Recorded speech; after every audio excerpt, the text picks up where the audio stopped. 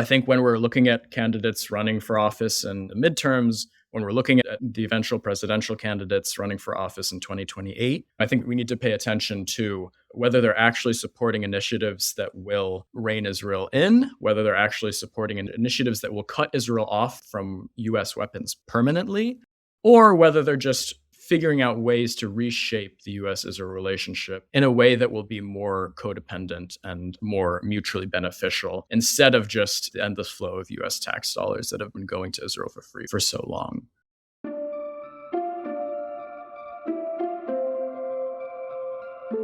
From Al-Shabaka, the Palestinian Policy Network, I am Yara Hawari, and this is Rethinking Palestine.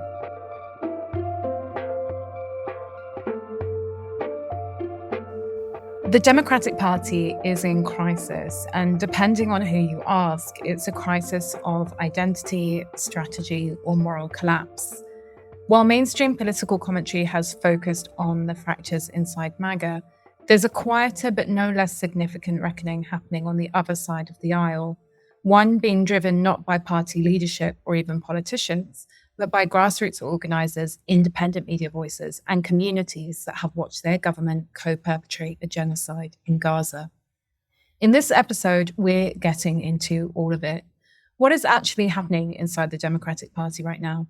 Is there a reckoning for its role in the genocide? Who is Hassan Piker? Why is the establishment so rattled by him? And will the 2026 midterms bring some form of accountability at the ballot box? Joining me to discuss all of this is Tariq Kenney-Shawa, Shabaka's US Policy Fellow. Tariq, thank you for joining me on this episode of Rethinking Palestine. Thanks for having me on, Yara. So Tariq, there is a lot that is being discussed about the schisms in MAGA on Zionism and support for the Israeli regime. But what is happening on the Democrat side? Yeah, well, I think there's a massive divide on the Democratic side between the Democratic establishment and the Democratic the voters themselves, right? The Democratic constituency.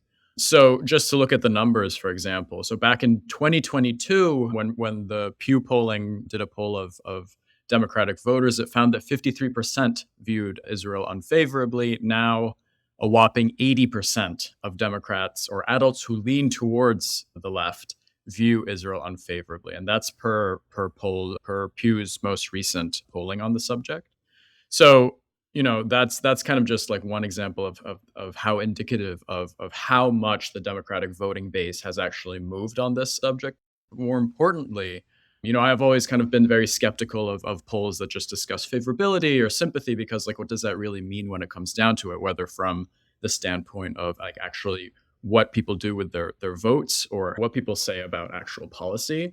But now we're also seeing that consistently between 60, 70% and rising of American voters across the political spectrum, not just on the left, not just Democrats, are actually calling for conditioning or cutting outright U.S. military aid to Israel. So why that is important is that that's tying their sympathies, tying these favorability numbers to actual policy demands. And that's why that's more important, in my opinion, than the actual sympathy numbers.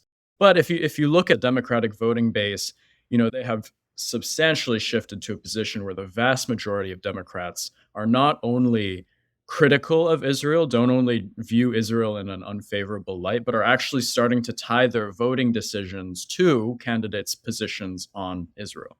And so now that runs up against this long-running establishment inertia in the Democratic base that we saw in 2016, we saw in 2020, in terms of how the Democratic establishment itself actually positions itself vis-a-vis both where their base is at, which has always been a lot more left and a lot more progressive than they'd like to admit.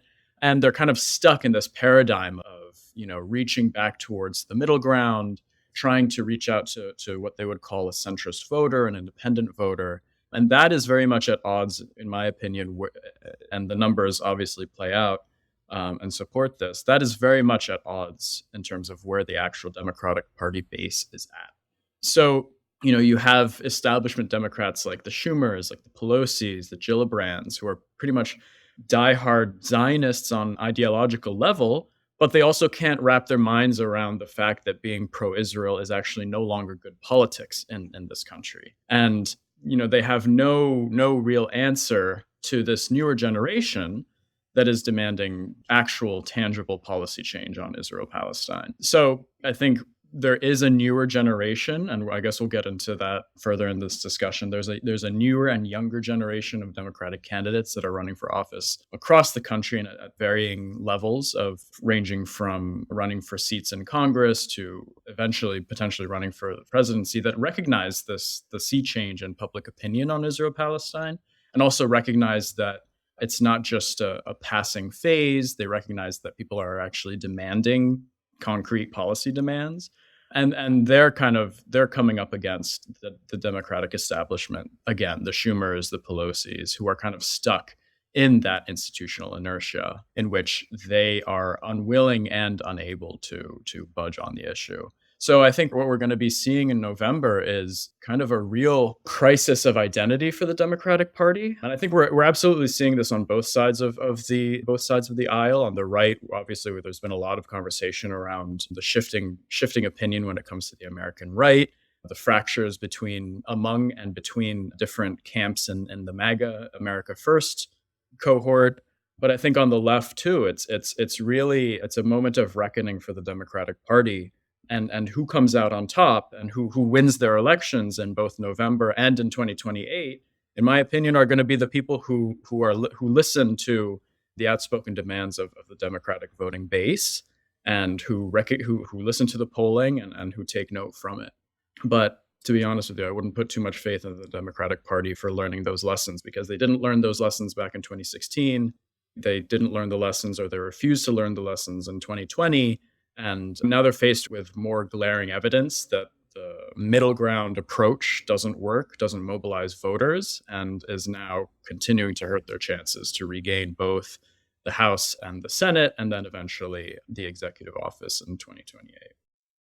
You've kind of answered this, but maybe we can unpack it a bit deeper. For the Democrats, the 2024 election saw significant defections from Arab American, Muslim American, and young progressive voter communities, because they felt completely disgusted by the party's unwavering support of the genocide in Gaza. Do you think the damage is done there, or do you think they'll be able to win those communities back? I don't think the damage is necessarily done in a permanent sense, right? I think that it's obviously very early to discuss the 2028 cycle, because we don't know exactly who the candidates are going to be. However, if we listen to the rumor mill that's kind of going around, I mean, people are already discussing the potential for Kamala Harris to jump back into the race. So it's, in short, it all depends on who's going to run, and it all depends on what positions they take. However, I think there's two ways to think about this. The first way is to recognize that, no, I don't think these, Arab American voting blocs, Palestinian American voting blocs, progressive voting blocs, who really drew the line at support for genocide when it came to their decision for who they voted for in 2024. I don't think they're going to leave their morals behind at the voting booth this time. The same considerations are going to be in play. And I think even more so now that in light of the fact that the Trump administration launched its war of aggression on Iran, basically fighting Israel's war in Iran. I think that has only added to the suspicion and demands of these voters. And they're going to, I don't think that will be leading them to lower their standards at all for who comes into this race opposing Trump. In other words, what that is to say is that progressive voters, Arab American voters, and other disaffected voters who drew the line at Kamala's support for genocide in 2024 are going to now demand of the forthcoming Democratic candidate that they not only make clear the steps they're going to take to rein in Israel and to oppose genocide, but they're also going to make clear the steps they're going to take to avoid further U.S. entanglement in additional wars like the current war in Iran. That's my read now, is that, the voting blocs are not actually, reducing their demands. They're not watering down their standards. They're entrenching them. And we can see them at, for example, town halls when they shout out to potential candidates, that they ask them about where they stand on the genocide. I think the other side of looking at this, and I'm not sure if there's actual polling out there yet, because again, it is early when it comes to the 2028 considerations for president. But I do think that there is going, by that time, there is going to be a significant amount of Trump fatigue. I think that is kind of inevitable. I think there will be more people who will simply look at the options given to them and say, listen, I'm at this point right now, the economy is faltering, inflation is skyrocketing.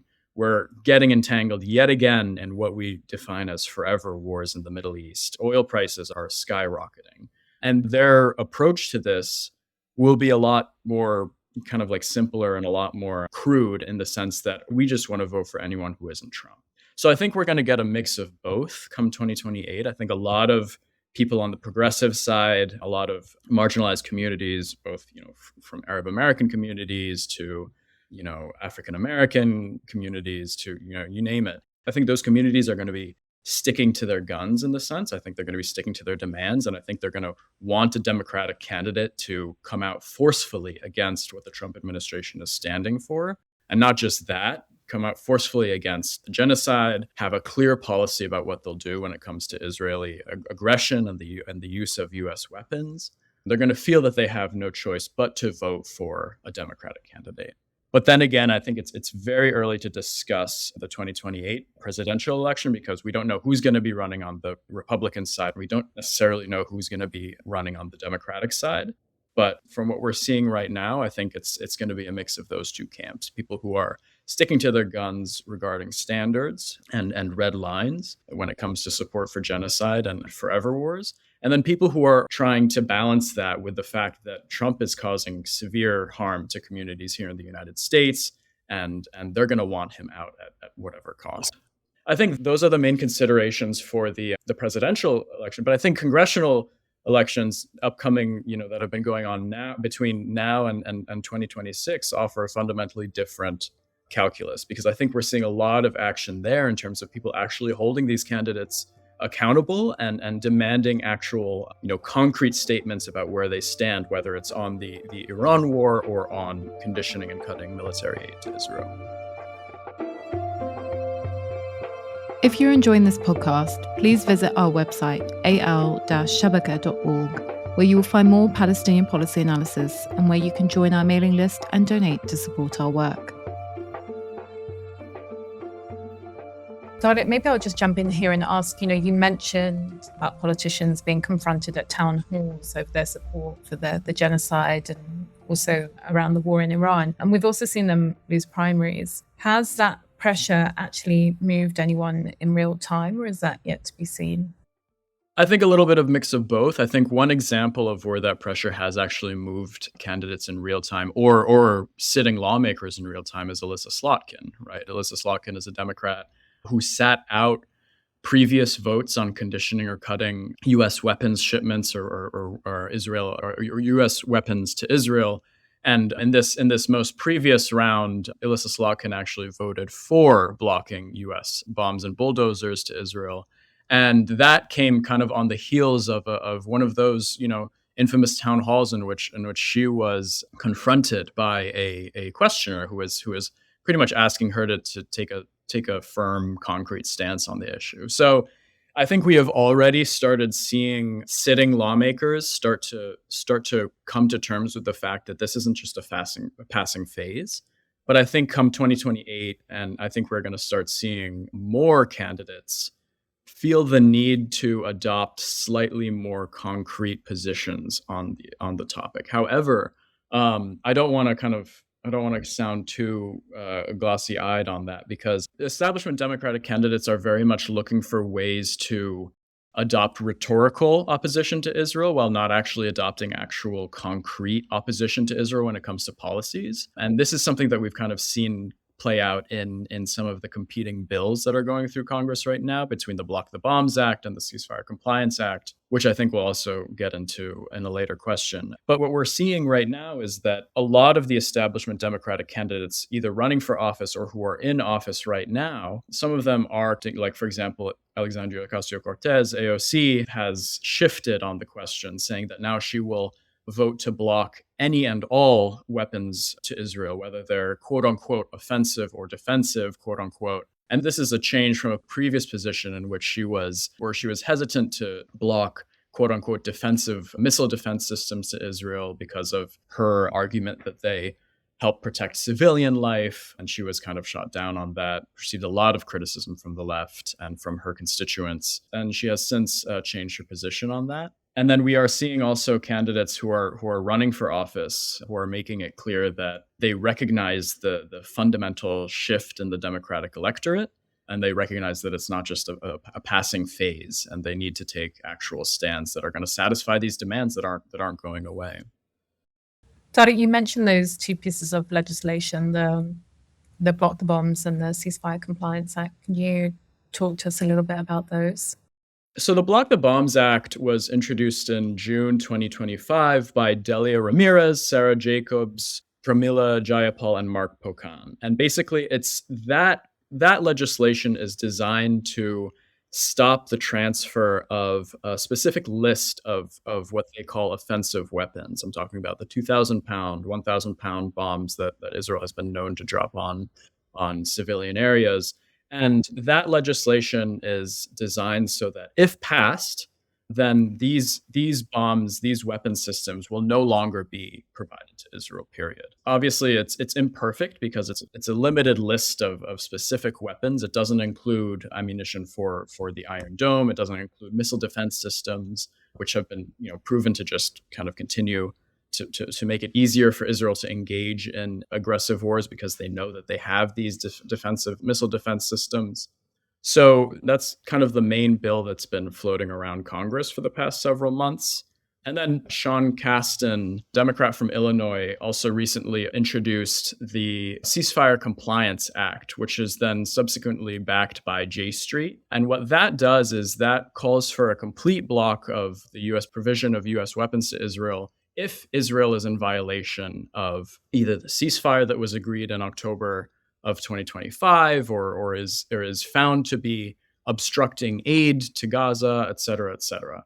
So, I think it gets kind of complicated to compare these two both absolutely imperfect bills. But basically, my concern and a lot of others' concern with the Ceasefire Compliance Act is that what it does is, first of all, it only limits Israeli use of U.S. weapons in Gaza and the West Bank. So in other words, Israel is free to use U.S. weapons elsewhere, whether it's in Lebanon, Iran, Syria, wherever else they've been attacking Yemen. And so then the other concern with the Ceasefire Compliance Act is that it all kind of falls on whether Israel is found to be in violation of either the ceasefire in Gaza, whether Israel is found to be restricting humanitarian aid. And then we all know how these processes work, right? I mean, Israel can be, it can be very obvious that Israel is in violation of the ceasefire. It could be very obvious that Israel is continuing to restrict humanitarian aid. However, in these biased processes, a pro-Israel State Department can easily find Israel not in violation of these terms, so which would allow the continuation of weapons provision.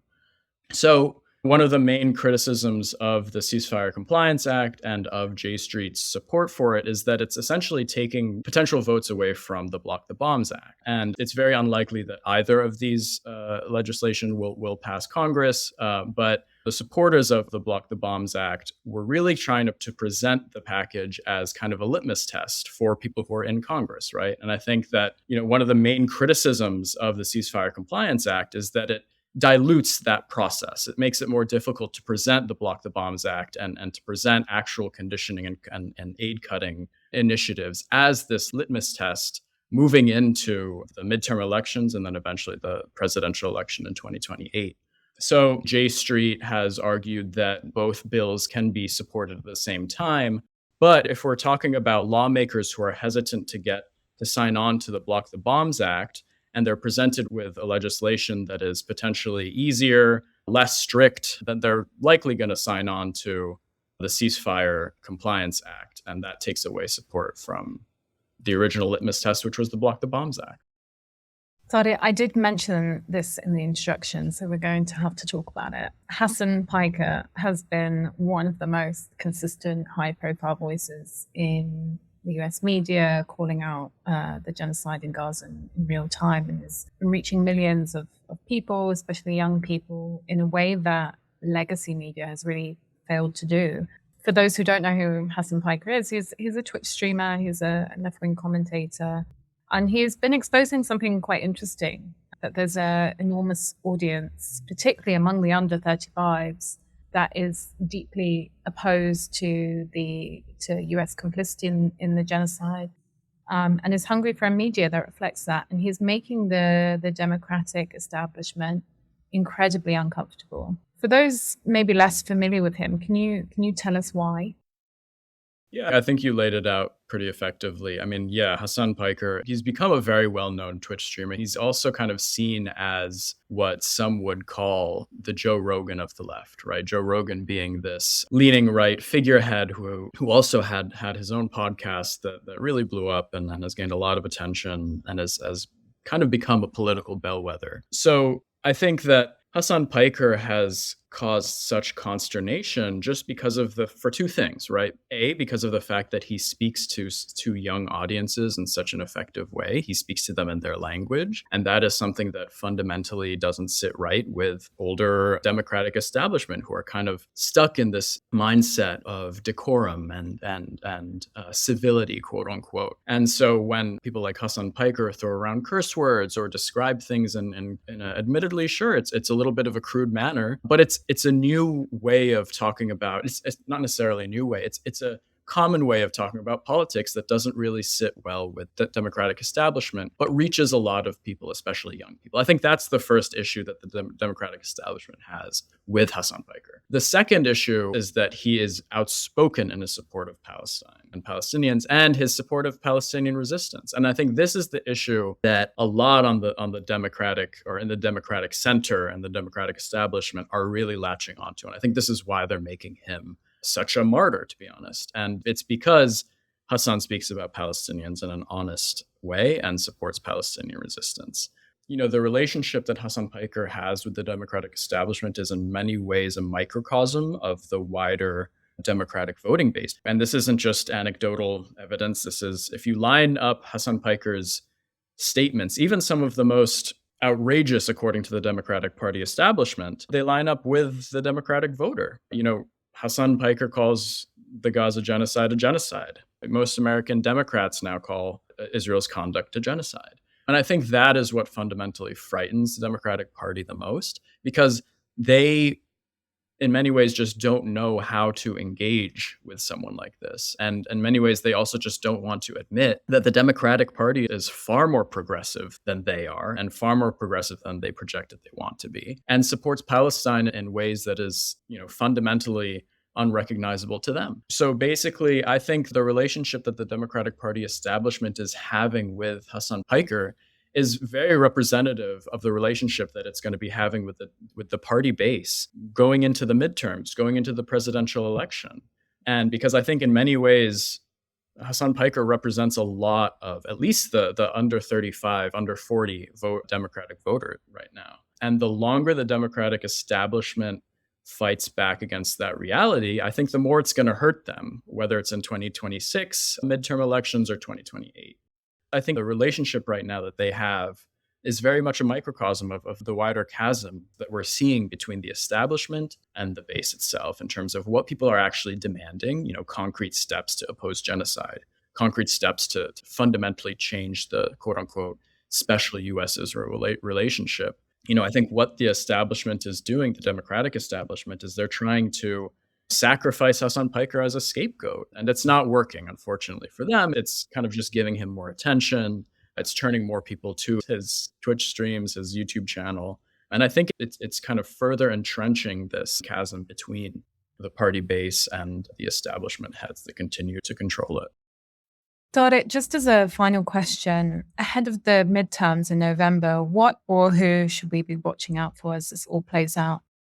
Yeah, so I think there's two things I want to discuss. Is the first one I want to talk about are the actual candidates who are running that we should pay attention to.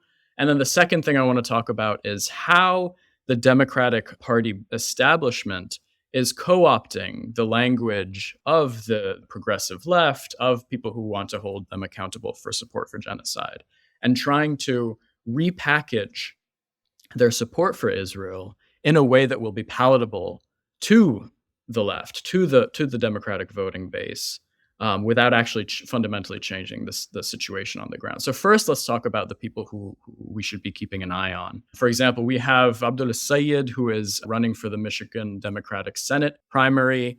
He, funnily enough, did some campaigning with Hassan Piker, which drew a lot of attention, only ended up pushing him up even higher in the polls. And he is obviously extremely pro-Palestine. He supports cutting all U.S.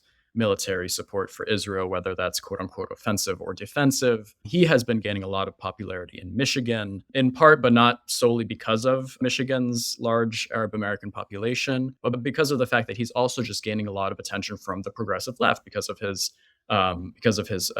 populist positions, his progressive positions that are actually extremely popular across the political spectrum. Clara Valdez in New York 7 is someone we should also pay attention to. Chakrabarti is in the race for Nancy Pelosi's open seat in San Francisco. So these are kind of like the three names that we should pay attention to on that, like, I guess, the first tier. And then in tier 2, we have Adam Hamawi and NJ12, and Brad Lander is challenging Dan Goldman in lower Manhattan and Brooklyn. And so all of these candidates are also talking about their support for conditioning and cutting all forms of U.S. military aid to Israel. And I think these are the candidates, importantly, who are kind of recognizing that chasm between the Democratic establishment and where the rest of the party stands. And these, I think, are the people who to look to see whether they actually take substantive and concrete policy positions that would actually fundamentally change the status quo, not just performative rhetorical positions that are designed to just please the voting base in the election season, after which they'll then turn around and change their position. So those are some of the names I think we should keep an eye on. But then I think there's also a wider trend that we're seeing that we need to pay a lot of attention to. So a couple months ago, Netanyahu, Lindsey Graham, various pro-Israel think tanks kind of came out and surprised a lot of people by saying that they support initiatives to essentially wean Israel off of U.S. military support over the coming 5 to 10 years. And each one of them has a different timetable on when they would like that done. But I think a lot of that is coming from the position of these figures recognizing the fact that support for Israel in the US is crumbling, and recognizing the fact that Israel cannot forever count on the US to be footing the bill for its forever wars, footing the bill for its occupation, footing the bill for its genocide, and that there needs to be a new paradigm of this quote unquote special US-Israel relationship. And so since then, we've seen a lot of figures, lawmakers, think tanks, lobby organizations on the left or on the Democratic side that are kind of adopting this language. For example, Rahm Emanuel went on Bill Maher's show the other day and also started echoing this point about saying that Israel should be paying its fair share for US weapons. Israel shouldn't be getting any of these weapons for free. J Street recently came out saying that they also are now calling for cutting military aid to Israel. And, a lot of people approach this kind of like, oh, this is like what we've been wanting forever. I think it really needs to be analyzed and seen against the backdrop of Israel's recognition that the current paradigm of US support for Israel isn't sustainable. What that means is that a lot of candidates, for example, like Rahm Emanuel, who is also considered to be a potential presidential candidate in 2028, Rahm Emanuel, for example, is a staunch Zionist. What he is trying to do is repackage the US support for Israel in a way that will be palatable to the voting base, which is now extremely critical of Israel, but in a way that can continue giving Israel the impunity and the ability to wage endless wars of aggression, occupation, and genocide, yet in a way that is palatable to the US voting base. And how they're doing this is they're calling for more cooperative co-development models of US and US-Israeli military development, right? So that we can eventually get to a point where the US isn't necessarily straight up just gifting Israel US weapons through US tax dollars, and is instead doing more to co-develop weapons in a more codependent relationship.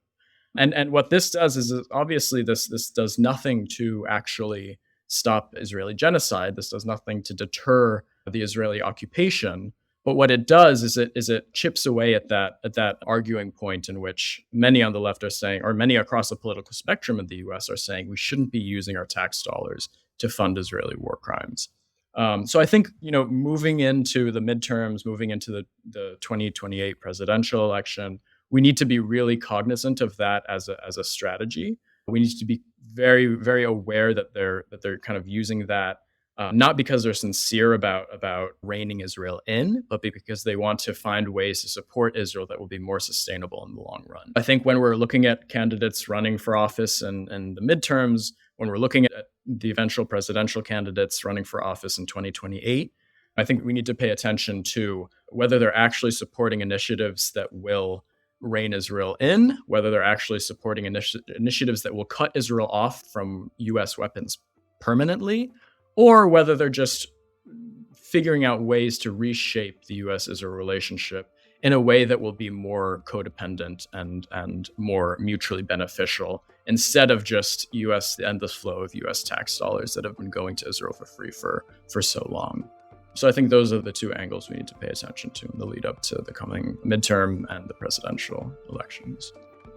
Tariq, thank you so much for that comprehensive analysis. I think we'll leave it there. I'm looking forward to having you on a future episode of Rethinking Palestine. Thank you, Yara.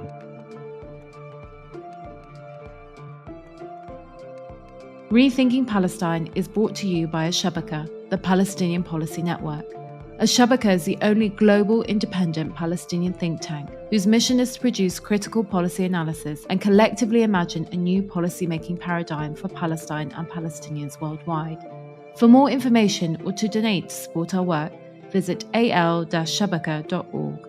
And importantly, don't forget to subscribe to Rethinking Palestine wherever you listen to podcasts.